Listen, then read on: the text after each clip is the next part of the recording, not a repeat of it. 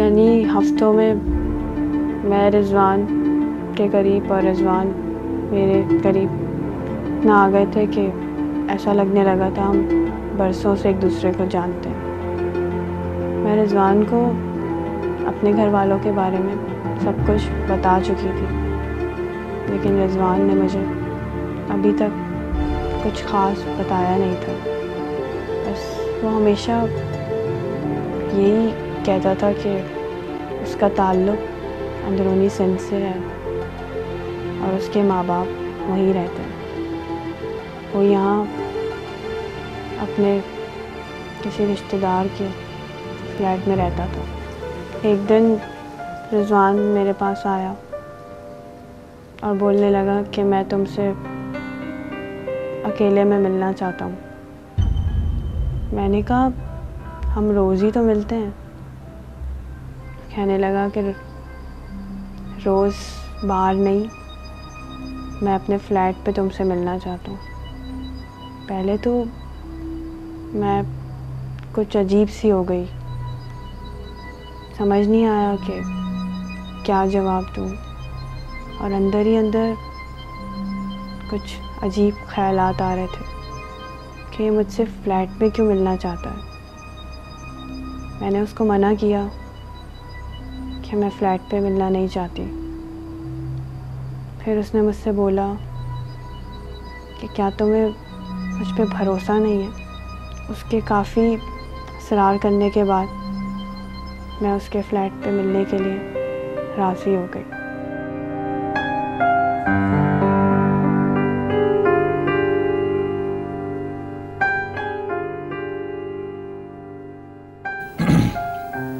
क्या बात है, तुम इजी फील नहीं कर रही हो?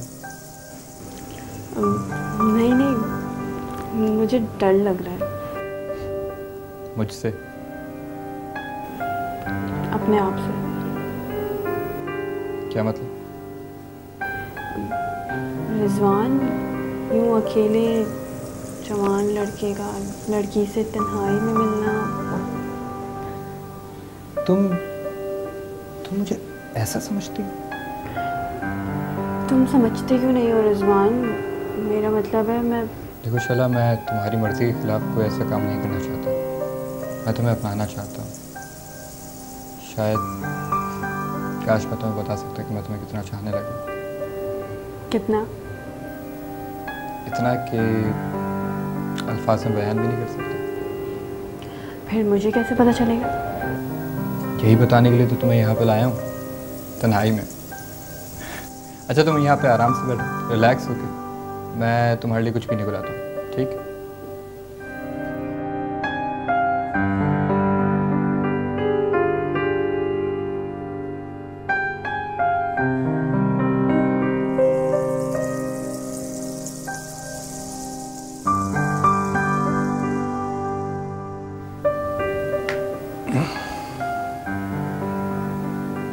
देखो शैला,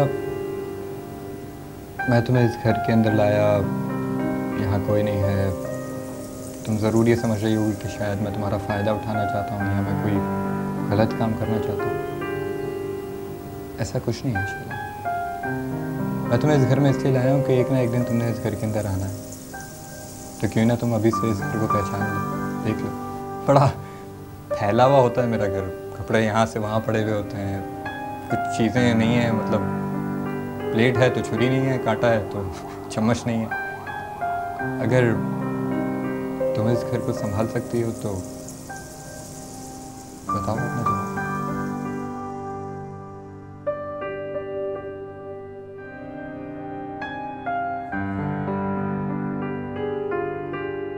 उस रात जब मैं वापस घर आई तो मैं बहुत ज़्यादा खुश थी।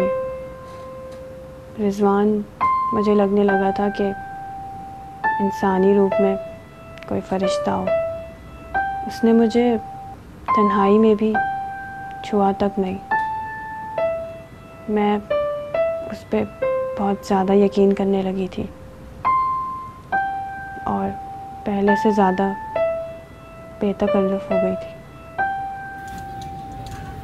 रिजवान, क्या सारी ज़िंदगी यूं ही पार कर तफरी मकामात पर गुजारने का इरादा है। वैसे आइडिया बुरा नहीं है। मैं संजीदा हूँ रिजवान। पता है, कल अम्मी अब्बू से मेरे रिश्ते की बात कर रही थी। तो इसमें मसला क्या है? मसला ये है कि तुम अपने माँ बाप को भेजो ना। बात दरअसल ये है कि अभी इतनी जल्दी ये सब हो नहीं सकेगा। क्यों? दिन गुजरते गए और मैं वक्तन फ़वक्तन रिजवान से उसके वालिदैन को अपने घर भेजने का तकाज़ा करती रही। वो मुझे मुतमईन ही नहीं बल्कि टालता रहा। मैं उसकी मजबूरियां समझकर उस पर भरोसा करती गई। फिर एक दिन, मैडम, बॉस पूछ रहे हैं कि रिजवान साहब क्यों नहीं आए? नहीं, मेरे पास कोई इत्ला नहीं है। ठीक है।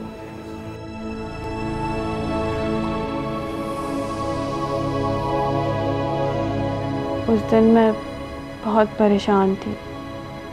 परेशानी में जब मैं रिजवान के फ्लैट पे पहुंची तो मुझे दूर से वहाँ ताला नज़र आया। घर के करीब पहुंचने के बाद ताला देख के मैं बहुत उदास हो गई थी। मुझे समझ नहीं आ रहा था कि मैं क्या करूं।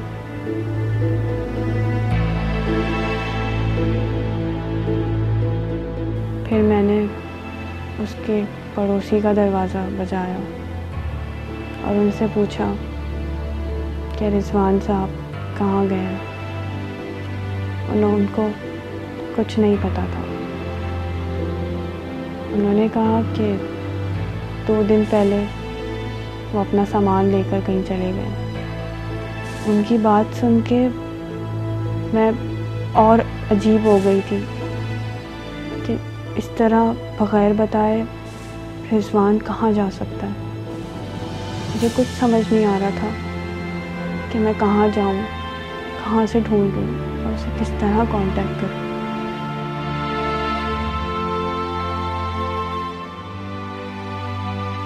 वो रात मैंने अज़ियत में गुजारी। मुझे रह रह के रिजवान के साथ वो गुजारे हुए लम्हात याद आ रहे थे और आंसू थे जो रुकने का नाम ही नहीं ले रहे थे। मैं पूरी रात यूं ही करवटें बदलती रही और जब मैं ऑफिस जाने के लिए तैयार हुई तो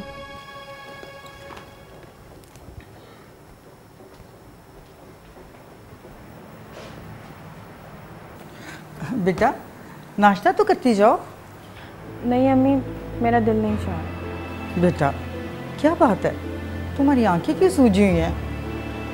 नहीं अम्मी, आपको ऐसा महसूस हो रहा है, ऐसा कुछ नहीं है। नहीं बेटा, तुम्हें तो तेज बुखार हो रहा है। अम्मी मुझे कुछ नहीं हुआ है, बिला वजह परेशान मत हुआ करो।